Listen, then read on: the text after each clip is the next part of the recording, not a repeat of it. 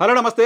Journalist YNR. కేంద్ర మంత్రివర్గ విస్తరణ జరగబోతోంది మరికొద్ది గంటల్లో. కేంద్ర మంత్రివర్గ విస్తరణ జరుగుతున్న సందర్భంగా నరసాపురం ఎంపీగా ఉన్న శ్రీనివాస వర్మకు కేంద్ర క్యాబినెట్‌లో చోటు దక్కింది. ఆంధ్రప్రదేశ్ నుంచి భారతీయ జనతా పార్టీ నుంచి చోటు దక్కించుకున్న ఏకైక నాయకుడాయన. నిజానికి ఆ స్థానంలో రఘురామకృష్ణంరాజు గారు ఉండి ఉండాల్సింది. రఘురామకృష్ణంరాజు 2019లో నరసాపురం నుంచి వైఎస్ఆర్ కాంగ్రెస్ పార్టీ అభ్యర్థిగా పోటీ చేసి ఎంపీగా గెలిచారు. ఆ తర్వాత వైఎస్ఆర్ కాంగ్రెస్ పార్టీతో విభేదాలు వచ్చి ఆ పార్టీకి దూరంగా ఉంటూ వచ్చారు. ఆ పార్టీ పైన విమర్శలు చేస్తూ వచ్చారు. ఆ పార్టీ కూడా ఆయన్ని పక్కన పెట్టింది. సో ఆ సందర్భంలో ఆయన క్యాబినెట్‌లో చేరడానికి సంబంధించిన ప్రయత్నాలు చేశారు.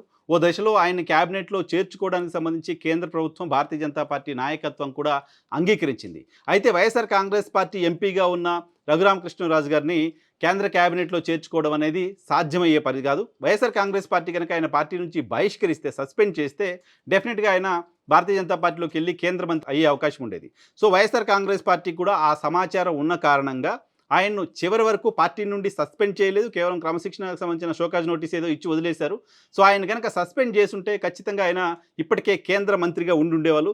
ఆయన కేంద్ర మంత్రి అవుతారనే ఉద్దేశంతో వైఎస్ఆర్ కాంగ్రెస్ పార్టీ ఆయన్ని సస్పెండ్ చేయకుండా అలాగే 5 సంవత్సరాలు కాలం గడిపింది. 2024లో నరసాపురం నుంచి పార్లమెంటుకు పోటీ చేయాలనుకున్నారు. అది భారతీయ జనతా పార్టీ నుంచా, జనసేన పార్టీ నుంచా, తెలుగుదేశం పార్టీ నుంచా, ఈ మూడిట్లో ఏదో ఒక పార్టీ నుంచి ఆయన నరసాపురం ఎంపీ అభ్యర్థిగా పోటీ చేయాలనుకున్నారు. సో ఆ 3 పార్టీలతోనూ చాలా దగ్గరి లైజన్ మెయింటైన్ చేస్తూ వచ్చారు. 3 పార్టీలకు సంబంధించిన నాయకత్వంతో రఘురామకృష్ణరాజుకి కార్డియల్ రిలేషన్ ఉంది. సో ఆయన గ్యారంటీగా టికెట్ తెచ్చుకుంటారు, నరసాపురం నుంచి బరిలో ఉంటారు అంటూ అందరూ భావించారు. ప్రధానంగా భారతీయ జనతా పార్టీ నుంచి ఆయన పోటీ చేయొచ్చు లాంటి చర్చ జరిగింది. భారతీయ జనతా పార్టీ కేంద్ర నాయకత్వంతో ఆయనకున్న సంబంధాల దృష్ట్యా గ్యారంటీగా ఆయనకి భారతీయ జనతా పార్టీ టికెట్ వస్తుంది అంటూ ఆశిస్తూ వచ్చారు. సో భారతీయ జనతా పార్టీ కేంద్రంలో అధికారంలో ఉన్న సందర్భంగా ఆయనకి ఒక స్పెషల్ సెక్యూరిటీని కూడా ఏర్పాటు చేసింది. సో రఘురామకృష్ణరాజుకి కేంద్రంలో భారతీయ జనతా పార్టీలో ఉన్న ఇన్ఫ్లుయెన్స్‌కి అదొక ఉదాహరణగా చూడొచ్చు. సో నరసాపురం నుంచి పోటీ చేయాలనుకుంటున్న ఆయన ఆశలకు అటు తెలుగుదేశం పార్టీ బ్రేక్ ఏసిందా, జనసేన పార్టీ బ్రేక్ ఏసిందా, లేదా భారతీయ జనతా పార్టీ బ్రేక్ ఏసిందా, ఈ 3 పార్టీలు బ్రేక్ ఏసేలా వైఎస్ఆర్ కాంగ్రెస్ పార్టీ చేసిందో తెలియదు కానీ ఆయన నరసాపురం నుంచి పోటీ చేయలేకపోయారు. భారతీయ జనతా పార్టీ టికెట్ ఆయనకు రాకపోవడానికి వైఎస్ఆర్ కాంగ్రెస్ పార్టీకి సంబంధించిన నాయకులే కారణమంటూ ఆయన ఓపెన్‌గానే మాట్లాడుతూ వచ్చారు.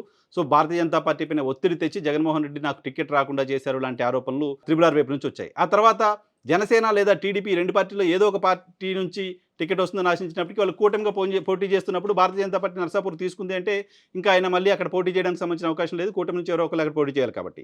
ఆ తర్వాత ఆయన విజయనగరం నుంచి పోటీ చేస్తారు లాంటి చర్చ వచ్చినప్పటికీ ఎట్టి పరిస్థితుల్లోనూ నేను ఎంపీగానే పోటీ చేస్తాను, నరసాపురంకే పోటీ చేస్తాను, అవసరమైతే భారతీయ జనతా పార్టీ ఆ టికెట్ మార్చి తనకి ఇవ్వాలి లాంటి ఆలోచన కూడా రఘురామకృష్ణరాజు చేశారు. బట్ ఫైనల్గా ఆయన ఉండి నుంచి అసెంబ్లీకి పోటీ చేసి ప్రస్తుతం ఎన్నికయ్యారు. సో నరసాపురం నుంచి కనుక రఘురామకృష్ణరాజు గారు ఎన్నికై ఉంటే ఖచ్చితంగా ఇప్పుడు కేంద్ర క్యాబినెట్‌లో గ్యారంటీగా ఉంటారు లాంటి ఇంప్రెషన్ కలుగుతుంది. ఎందుకంటే నరసాపురం నుంచి విజయం సాధించిన భారతీయ జనతా పార్టీ అభ్యర్థి శ్రీనివాస వర్మకు కేంద్ర క్యాబినెట్‌లో భారతీయ జనతా పార్టీ అవకాశం కల్పించింది. క్షత్రియ సామాజిక వర్గానికి గతంలో కూడా భారతీయ జనతా పార్టీ అవకాశాలు కల్పించింది.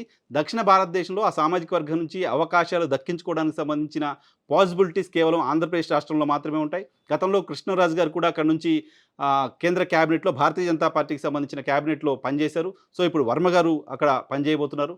ఆ ఛాన్స్ త్రిపుల్ ఆర్‌కి త్రుటిలో మిస్ అయింది. బ్యాడ్ లక్ త్రిపుల్ ఆర్ అని చెప్పొచ్చు.